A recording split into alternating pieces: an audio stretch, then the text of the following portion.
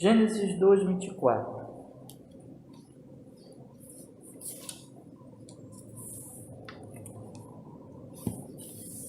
Portanto, deixará o homem seu pai e sua mãe, e apegar-se-á a sua mulher, e serão ambos uma carne.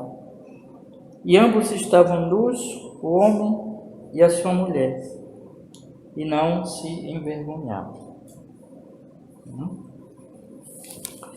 Então hoje nós vamos falar, irmãos, não sei se vai dar para eu falar tudo, possivelmente vamos só começar hoje, aí semana que vem a gente conclui. Falar sobre o matrimônio.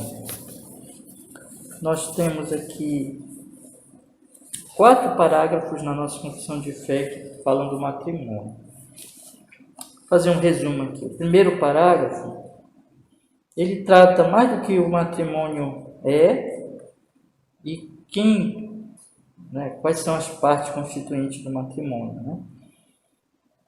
O segundo parágrafo, ele fala do propósito do matrimônio. O terceiro parágrafo, ele fala sobre quem pode casar e fala também sobre com quem o cristão deve se casar, em termos assim da sua espiritualidade. E o quarto parágrafo fala sobre que o cristão, sobre quais são os casamentos proibidos, aí não é em relação à espiritualidade, mas em relação à própria questão física ou sanguínea, de parentesco. Tá? Então, vou repetir aqui para a gente pegar os esquemas. Então, o primeiro parágrafo ele trata, apesar de que a confissão não dá uma definição do que é o casamento, mas ela começa dessa parte mais em termos da natureza do casamento, dos componentes do casamento, quais são as partes, do casal propriamente dito. A segunda parte fala do propósito do casamento. Perdão. E a terceira parte fala sobre quem pode casar e sobre a questão de quem o cristão pode casar, com quem o cristão pode casar, termos espirituais. E depois, na última, é a questão mesmo sanguínea e assim por diante, tá? Então, vamos lá. Como nesse estudo que nós estamos fazendo, nós não estamos detalhando muita coisa, estamos dando assim o essencial, os irmãos conhecerem. Mas aí vocês quiserem fazer perguntas, vocês fiquem à vontade, tá? E possivelmente nós teremos um estudo extra, porque que eu vou trazer até na escola dominical mesmo. Quando eu fizer esse estudo eu vou avisar, Possivelmente sobre a questão do divórcio, essas coisas aí que é preciso nós estudarmos isso, compreendermos isso bem, tá? Então vamos lá, irmãos. Eu comecei com esse versículo aqui, porque ele fala da instituição, quando o Senhor Deus instituiu o casamento. Deus, quem foi o primeiro que fez um casamento, que oficiou um casamento? Foi o próprio Deus. Então, o casamento é uma instituição divina. Quando Adão recebeu a sua esposa, ele disse essas palavras aqui: portanto, o homem deixará o seu pai e sua mãe, apegar-se-á a sua mulher, e serão ambos uma carne. E ambos estavam nus, o homem e sua mulher, e não se envergonhavam. Então, nós temos aqui essa reação de Adão ao casamento, a esposa, que, aliás, no versículo 23 diz: esta agora é osso dos meus ossos, carne da minha carne. Esta será chamada mulher, porquanto do homem foi tomada. Então, por isso que nós começamos com esse texto das Escrituras. Eu não vou ler tudo, meus irmãos, depois vocês leiam, tá? Todos os versículos aqui. Então, o primeiro parágrafo. O casamento deve ser entre um homem e uma mulher. Não é lícito ao homem ter mais de uma esposa, nem a mulher ter mais de um marido ao mesmo tempo. Então, aqui nós temos Não dá uma definição do casamento, mas nós podemos definir o casamento, não dá uma definição assim clara, mas vocês veem que ele está começando aqui pela parte realmente das partes constituintes, né, do casamento, de quem pode casar, quantos podem casar, ali, que forma realmente um casamento. Primeiro, vamos procurar dar uma definição mais simples possível do casamento. Um casamento é uma aliança diante de Deus.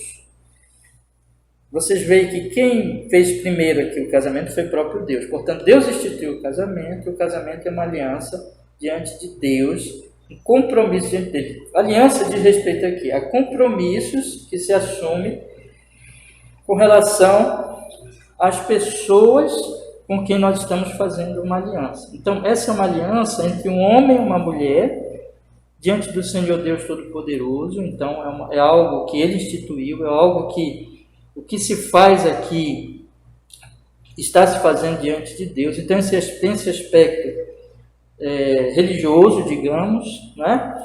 Mas o casamento, ele também tem um aspecto civil, tem um aspecto, digamos assim, social. Então, quando você casa, você está não somente ali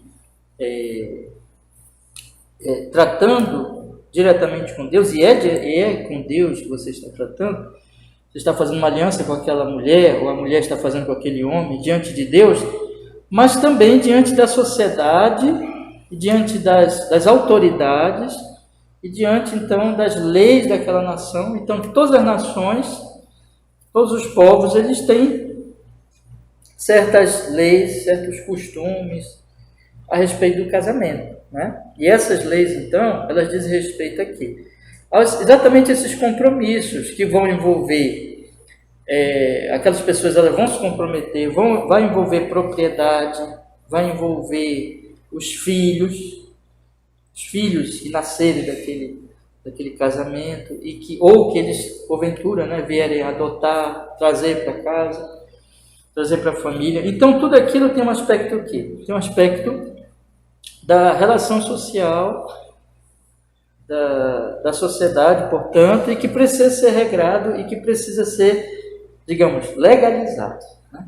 Tem uma norma em tudo isso. Então, tem uma autoridade ali que vai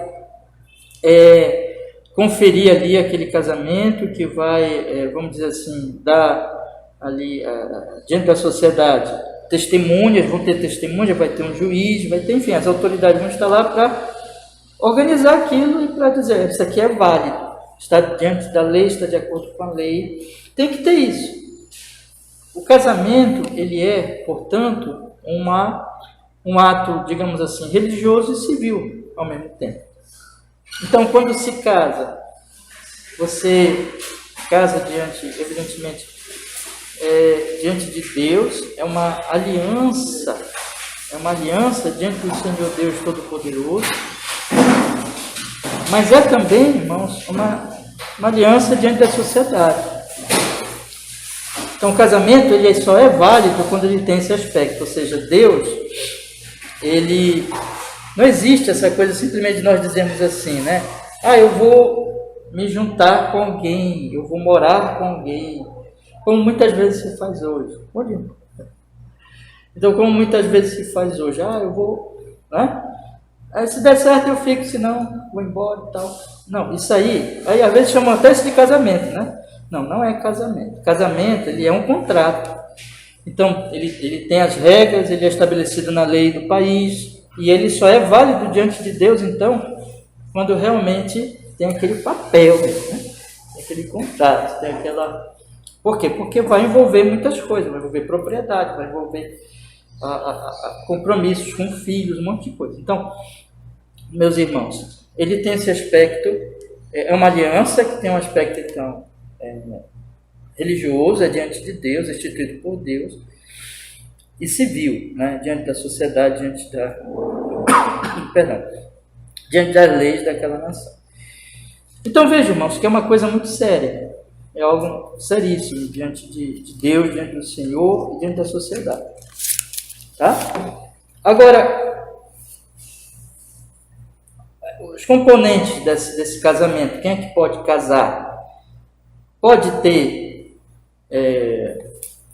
Bom, hoje está sendo discutido isso, né? Antigamente não se discutia, mas hoje pode ser homem com homem, pode ser mulher com mulher, pode ser um homem e duas mulheres, pode ser uma mulher e dois homens, ou pode ser um homem com muitas mulheres, ou uma mulher com muitos homens. O que é o casamento? O casamento, quando ele foi criado por Deus, ele foi criado, e é isso que a confissão ela vai mostrar, deve ser entre um homem e uma mulher. Então, tudo que se chamar, e a sociedade hoje ela está sendo levada a chamar qualquer coisa de casamento, não. Diante de Deus, na criação de todas as coisas, o Senhor instituiu o casamento. Quem institui o casamento, veja, é uma instituição divina, portanto nós só podemos chamar de casamento aquilo que ele instituiu. O que ele instituiu? Ele casou Adão e Eva, um homem e uma mulher. Então, jamais dois homens podem casar, isso não existe. Isso aí pode até fazer aí, mas isso não é casamento. A lei pode até instituir isso, mas diante de Deus nunca será casamento. Então, é entre um homem e uma mulher. Outra coisa, é entre um homem e uma mulher. Não é entre um homem e várias mulheres, ou duas mulheres, ou uma mulher e vários homens, ou dois homens. Não, é entre um homem e uma mulher. Portanto, o casamento ele é monogâmico. Entre um homem e uma mulher. Não é lícito, diz a confissão de fé, o homem ter mais de uma esposa, nem a mulher ter mais de um marido ao mesmo tempo. Né? Claro, depois, ao mesmo tempo. Depois, por exemplo, a pessoa ficar viúvo ou viúva, pode casar, né? Mas ao mesmo tempo ter mais de um marido, ter mais de uma mulher, não pode. Meus irmãos, vamos ver aqui Mateus 19, 5 e 6, só para a gente pegar mais um texto aqui, né?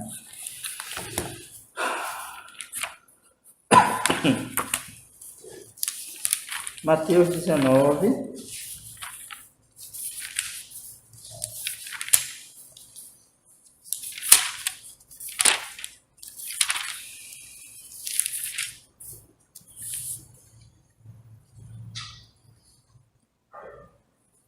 e disse: portanto, deixará o homem o pai e a mãe, e se unirá à sua mulher, e serão os dois uma carne.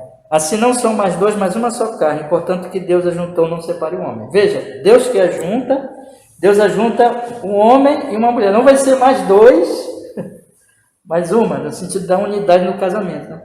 Então, veja que são dois que constituem aquele casamento. Não pode ser mais que dois. E tem, claro, evidente, né? Um homem e uma mulher. Tá? Só para mostrar nas escrituras realmente como a questão é essa. Aí talvez, eu quero até falar um pouquinho disso. Talvez você diga assim, pastor, e o Abraão não teve mais de uma mulher, né? Patriarcas, Davi, um homem do coração de Deus, assim, teve tantas mulheres assim. Como é que fica isso? Irmãos, ali não foi uma instituição divina, ali já, onde é que começa a distorção? Começa com a família de quem, você lembra? A família de Caim. Lembra, né? A Bíblia vai mostrando, né? Onde é que começa? Caim tomou, o Lameque, né, que era o descendente de Caim, tomou duas mulheres. Então, ali que começa essa coisa de distorcer o casamento, mais o casamento. A instituição divina entre um homem e uma mulher. Deus tolerava aqueles casamentos. Tolerava. Mas quando chega no Novo Testamento, acabou. Né? Então, nos tempos da Nova Aliança, volta realmente à criação, à original. Porque é isso que é o casamento. Né?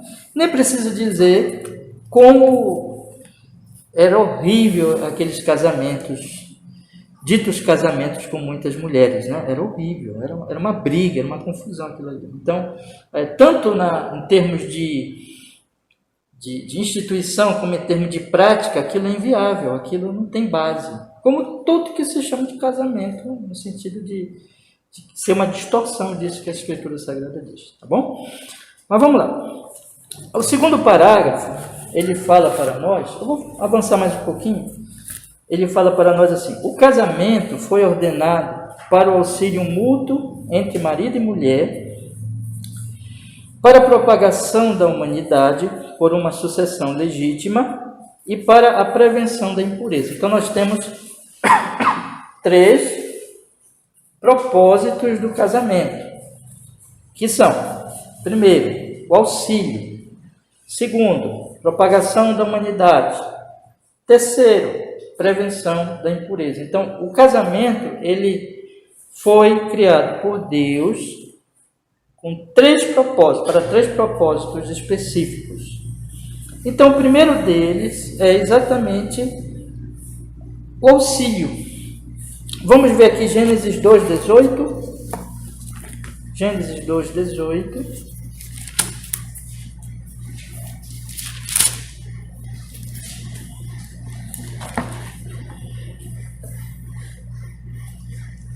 E disse o Senhor Deus: não é bom que o homem esteja só, far-lhe-ei uma ajudadora idônea. Adão estava sozinho lá, né? Aí Deus disse assim: não é bom que o homem esteja só, vou fazer para ele uma ajudadora, uma auxiliadora, uma que vai socorrê-lo, que vai ajudá-lo, que vai apoiá-lo. E ela vai ser idônea, quer dizer, ela vai ser tal qual ele, de acordo com ele. Porque tinha muitos animais ali, mas nenhum animal era próprio para auxiliar o homem nesse sentido, né? Os animais dariam algum auxílio, mas não no sentido de que de uma esposa igual a ele, ser humano tal qual ele, né? Então, é nesse sentido. Então, o auxílio, quando se casa, é para se auxiliar um ao outro nos papéis familiares. Eu não tenho tempo agora para tratar disso, mas com o tempo a gente vai falando aí mais, né? Então, o homem no sentido do cabeça da família, que não vai ser aquele mandão, ditador, não é isso. Cabeça no sentido da Bíblia é o líder, sim, mas o líder amoroso, que serve, sacrificial, assim por diante. E a mulher auxiliadora dessa liderança, que não vai ser aquela mulher, digamos assim, humilhada, não é nada disso, mas uma mulher que vai cumprir o seu papel feminino, auxiliando o seu marido. E eles ali, então, nessa complementaridade, digamos, né? Eles vão se ajudando um ao outro nos seus papéis, tá? Eu estou falando de maneira bem assim, rápida, mas mostrando para vocês que será um auxílio, eles vão se apoiar. E o casamento, exatamente, ele é para isso, o auxílio mútuo, o apoio nesta vida. Isso envolve, irmãos, a espiritualidade, isso envolve as emoções, isso envolve o aspecto físico, auxílio em tudo, né? E os dois, vindo os filhos, eles vão servir os seus filhos como pais, né? Então, mas é o auxílio que um homem precisa e que a mulher também precisa. Propagação da humanidade por uma sucessão legítima. Gênesis 1:28 agora, bora lá. E Deus os abençoou, e Deus lhes disse: frutificai e multiplicai-vos, enchei a terra, sujeitai-a, dominai sobre os peixes do mar, sobre as aves dos céus e sobre todo animal que se move sobre a terra. Então, a multiplicação, o crescimento da humanidade, para isso que existe o casamento, né? Por uma sucessão legítima. Então, dentro do casamento, isso é legítimo. A sexualidade, a procriação, o ter filhos, tudo deve ser dentro do casamento. Deus instituiu assim, tá? Então, aí nós temos a questão de filhos. É a vontade de Deus que se tenha filhos. Bom? No entanto, meus irmãos, há uma coisa que precisa ser dita nesses dias confusos, né? Nós temos 2 extremos aqui que eu observo muito. Um no campo aí da sociedade não religiosa e muitas vezes na área religiosa. Quais são os 2 extremos? É assim. Um extremo é é não vamos ter filho. Outro extremo é vamos ter filho. Entendeu? Vamos ter, quer dizer, são dois extremos. Um é não vamos ter filho, filho é ruim, criança é horrível, nós queremos viver a nossa vida, porque muitas vezes a sociedade moderna ela acha a gravidez quase uma maldição. Estou dizendo que todo mundo pensa assim, mas a gente vê as pessoas procrastinando mesmo ter filhos, não querem saber de ter filhos, e fazem tudo para não ter filhos, e querem ter coisas, querem ter animais, aí já chama animal de filho. Essas coisas todas, meus irmãos, que nós temos visto, é um extremo que, vamos dizer assim, é antibíblico, evidentemente. A Bíblia é equilibrada, né? O outro extremo, que já vemos muitas vezes no campo religioso, é assim, como se Deus simplesmente dissesse, olha, tenho filhos, sem planejamento. Não é assim.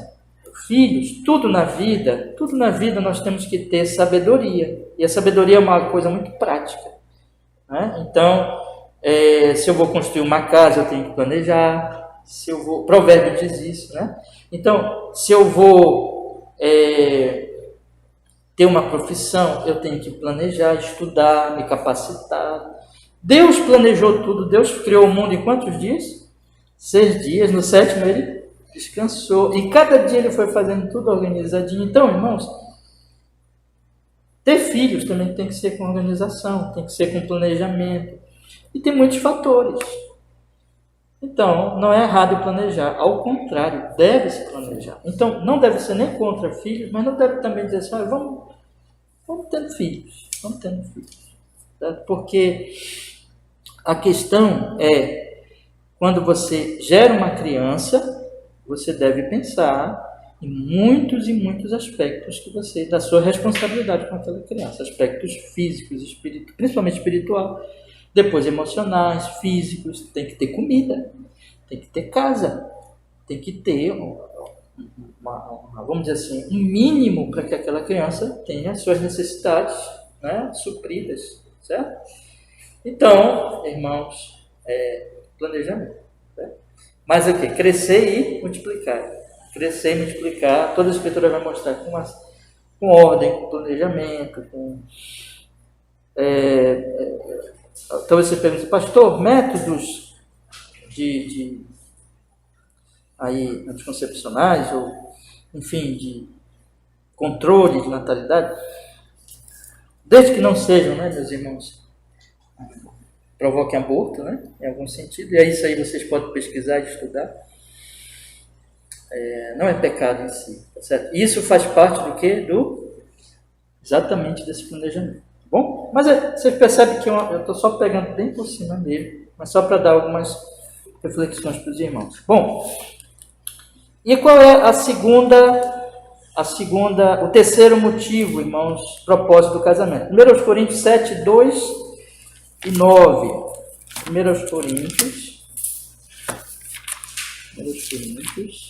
7, 2 e 9. Mas por causa da fornicação, cada um tem a sua própria mulher e cada um tem o seu próprio marido. 9. Mas se não podem conter-se, casem-se, porque é melhor casar do que arder. Aqui o que a Bíblia está falando é do impulso natural da sexualidade humana. Então nós temos nossos impulsos para o alimento, nós temos, enfim, vários impulsos naturais. E entre esses impulsos naturais está a sexualidade. Porque a sexualidade em si não é pecado, só que ela foi o quê? Ela foi, digamos assim, afetada pela queda. E ela se tornou, então, descontrolada. Mas ela em si não é pecado e ela em si não tem nada de mal. O desejo sexual. Né? E o que a Bíblia diz para a satisfação do desejo sexual? Que cada um tem a sua esposa e cada homem, cada mulher tem o seu marido, cada homem tem a sua esposa. Então, para a pureza sexual, para que essa sexualidade também não venha a ser, vamos dizer assim, extravasada de meios ilícitos, também para isso existe o casamento. Então, essa é a terceira, né, digamos assim, função do casamento, tá? Para a preservação da pureza. É a maneira lícita deste dom dado por Deus se expressar, que vai, evidentemente, ser uma alegria no casamento e vai expressar e vai gerar filhos. Exatamente aquela parte anterior, a sexualidade é para isso, né? O homem, não somente para isso, mas também para isso, para a procriação. Meus irmãos, deixa eu ver o tempo. Está faltando alguns irmãos para o outro horário. Vamos continuar, para a gente já avançar mais. Terceiro parágrafo, vamos olhar aí. O casamento é lícito para todos os tipos de pessoas, desde que possam dar o seu consentimento. No entanto, é o dever dos cristãos casarem-se no Senhor e, portanto, como aqueles que professam a verdadeira religião, não devem se casar com infiéis ou idólatras, nem devem, como aqueles que são piedosos, estar em julgo desigual, casando-se com os que são ímpios em suas vidas ou defendam heresia condenável. Né? Então, nós temos aqui sobre quem pode casar. E, no caso do cristão, com quem o cristão deve casar. É aquilo que eu falei para vocês na introdução. Nós temos aqui o aspecto espiritual sobre essa questão com quem eu posso casar. Bom, quem pode casar? Todos os tipos de pessoas. Desde que possa dar o seu consentimento. Criança não pode casar, né? Então, desde que possa dar o seu consentimento, quem já pode dar o seu consentimento, já tem maturidade, pode se casar. Todos os tipos de pessoas. Pessoas mais velhas podem se casar. O casamento ele não tem restrição com relação às pessoas, como se algumas pessoas podem casar e outras pessoas não podem casar, né? Por exemplo, isso que a Igreja Católica Romana fez, né? De não casar, os padres não podem casar, isso não é bíblico, né? Todos podem casar, a não ser que não queiram casar, ou Deus tem um propósito específico na vida deles e tal, né? Como teve, por exemplo, em Paulo e outros homens na história, homens e mulheres. Nem todo mundo vai casar também, porque existe a questão da própria providência e assim por diante, mas não há restrições, desde que as pessoas possam dar o seu consentimento, elas podem se casar. Irmãos, pessoas mais velhas com pessoas mais jovens, não há uma proibição, né? Mas esse tipo digamos assim, de casamentos, é claro, apesar de não haver uma proibição, mas deve-se avaliar todos esses tipos, né? Com quem, em sentido assim, por exemplo, de idade, se vai ser uma coisa boa, se não. Um brasileiro pode casar com uma pessoa estrangeira, não há nenhuma restrição, mas tem que ver. Enfim, há muitas coisas, por exemplo, um paraense casar com uma pessoa lá do outro lado do país, né?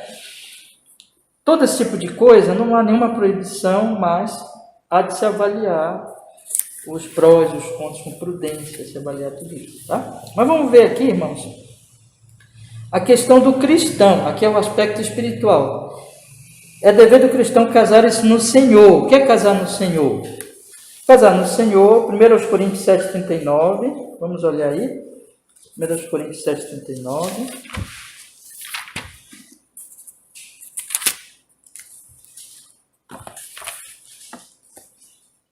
A mulher casada está ligada pela lei todo o tempo que o seu marido vive.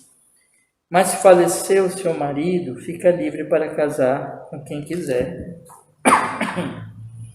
contanto que seja no Senhor. Esse no Senhor aqui deve ser entendido como casar em Cristo, casar com um cristão, casar com uma pessoa dentro da sua fé, né? E, portanto, diz a confissão de fé, como aqueles que, no entanto, é o dever dos cristãos casarem-se no Senhor. E, portanto, como aqueles que professam a verdadeira religião, não devem se casar com infiéis ou idólatras, nem devem, como aqueles que são piedosos, estar em julgo desigual, casando-se com os que são ímpios em suas vidas ou defender heresia condenável.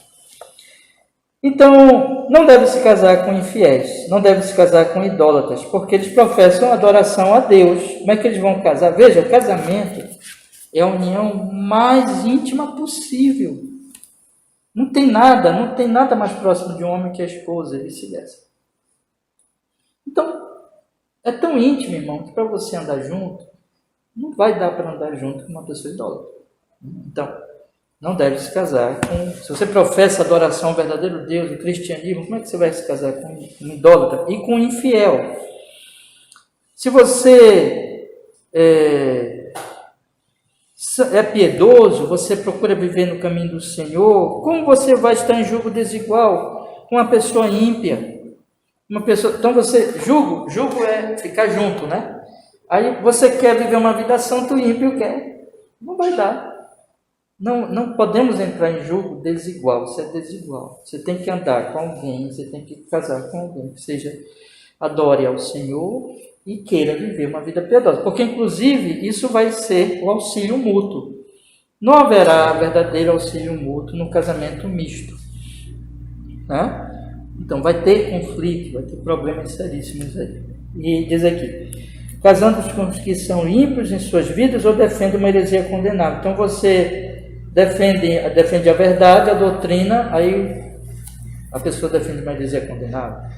A pessoa, por exemplo, defende que não há inferno, ou que todo mundo vai para o céu, ou que não tem trindade, alguma coisa assim, sabe, absurda, né?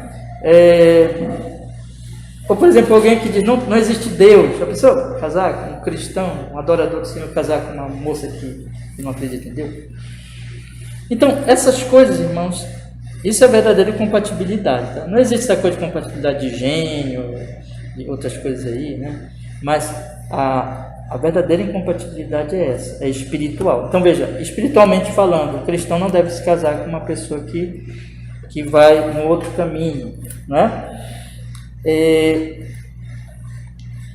Vamos ver aqui, irmãos, só um texto aqui, Neemias 13, 25. Neemias 13, 25.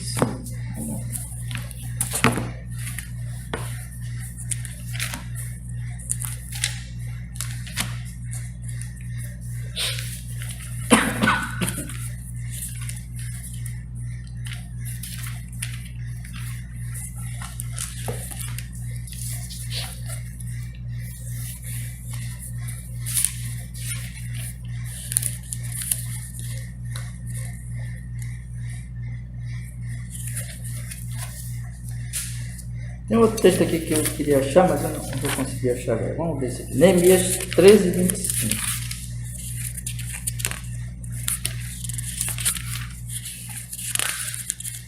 Diz assim, contendi com eles e os amaldiçoei, espanquei alguns deles e arranquei os cabelos e os fiz jurar por Deus, dizendo, não dareis mais as vossas filhas a seus filhos e não tomareis mais suas filhas nem para vossos filhos, nem para vós mesmos.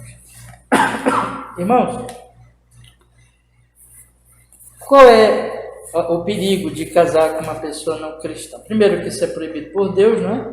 E o efeito vai ser de que aquela pessoa vai influenciar por outro caminho aquele cristão. Vai ser uma tentação contínua.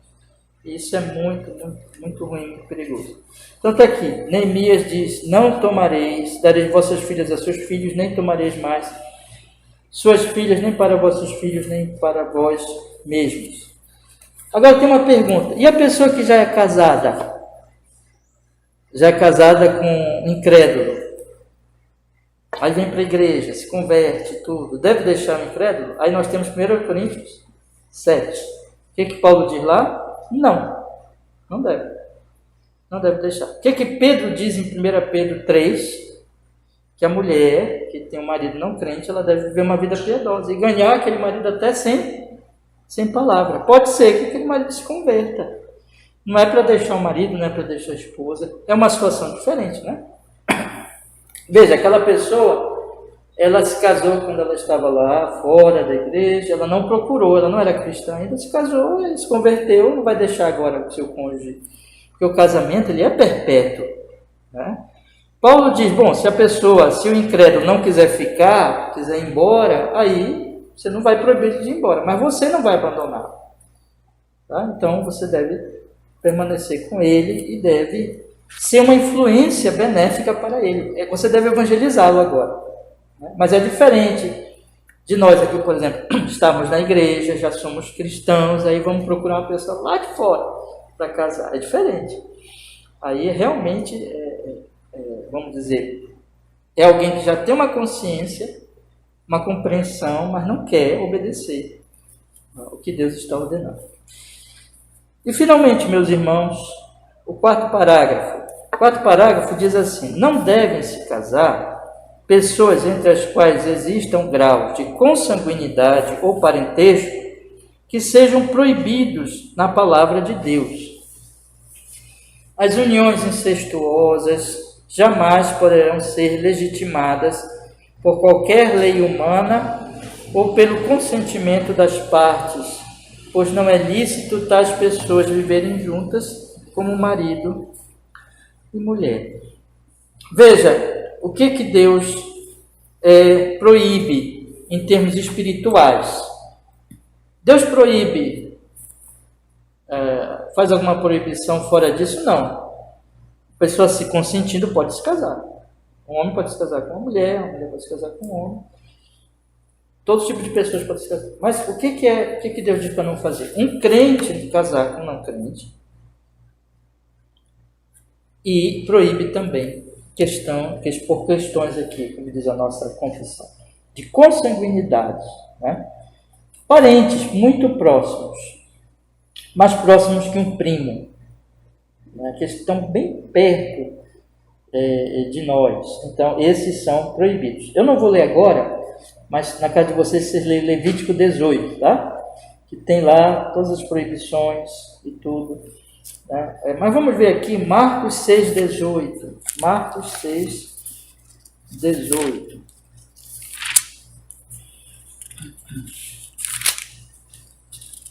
Marcos 6,18.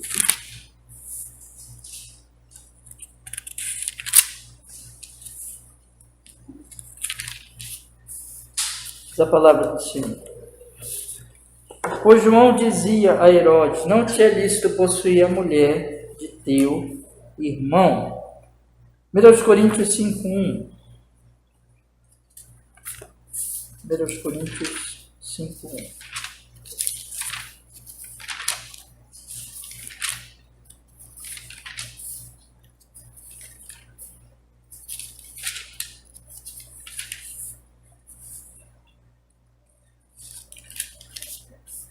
Geralmente se ouve que há entre vós fornicação tal, que nem ainda entre os gentios se nomeia, como é haver quem possua a mulher de seu pai. Então aqui se envolve, evidentemente, apesar de não ser diretamente esses dois casos, mas envolve consanguinidade, envolve relações de parentesco muito próximas, e essas são proibidas pela palavra de Deus. E as uniões incestuosas, diz aqui a nossa confissão, jamais poderão ser legitimadas por qualquer lei humana ou pelo consentimento das partes, pois não é lícito as pessoas viverem juntas com marido e mulher. Então, irmãos, não pode parentes próximos, irmão, as proximidades aí estão realmente proibidas pela palavra do Senhor. Concluindo, meus irmãos, tem alguma dúvida? Muitas? Acho que não, acho que pelo menos no básico deu para esclarecer, né? O que nós temos que falar aqui então, os irmãos? Basicamente, casamento é uma aliança diante de Deus, que tem evidentemente os aspectos legais, civis, é diante da sociedade também, portanto tem que ser um contrato, é um contrato, não pode ser de qualquer jeito, entre um homem e uma mulher, é monogâmico. Ele é ordenado para o auxílio, propagação da raça, prevenção da impureza. Ele é lícito para todo tipo de pessoas. No entanto, um cristão não deve se casar com um cristão e nem uma pessoa deve se casar com um parente próximo, né? Porque essas coisas são proibidas pela palavra de Deus. Irmãos, há muita coisa ainda a falar. A nossa confissão, por exemplo, ela não trata sobre o assunto do divórcio, como a Confissão de Westminster trata. Isso é sinal, então, que ficou uma coisa não fechada entre os batistas, né? Daquela época mesmo, original da confissão. Parece que não ficou fechado, senão eles teriam posto na confissão. Mas, nós, se Deus quiser, nós vamos tratar disso ainda, tá bom? No estudo à parte, tá? Vamos orar, meus irmãos, vamos pedir que o Senhor nos fortaleça, nos abençoe em todos esses assuntos, e as nossas famílias, né? Vamos orar. Ó Deus, muito obrigado, porque nós pudemos, nesta manhã do dia do Senhor, tratar, Senhor, deste assunto tão importante, tão especial, maravilhoso, que glorifica o seu santo nome. E nós pedimos que o Senhor, o Espírito Santo, nos conduza, aplique a palavra no nosso coração, nos guarde, nos edifique, nos fortaleça, Senhor, no bom caminho do Senhor, cada dia mais. Muito obrigado. Nos guarde das perversões que esse assunto traz, muitas vezes na sociedade, e nos preserve na vontade do Senhor, e que nós possamos ser sal, ser luz para essa sociedade tão corrompida, tão afastada dos mandamentos do Senhor. Em Cristo nós oramos e nós agradecemos, Senhor nosso Deus. Amém.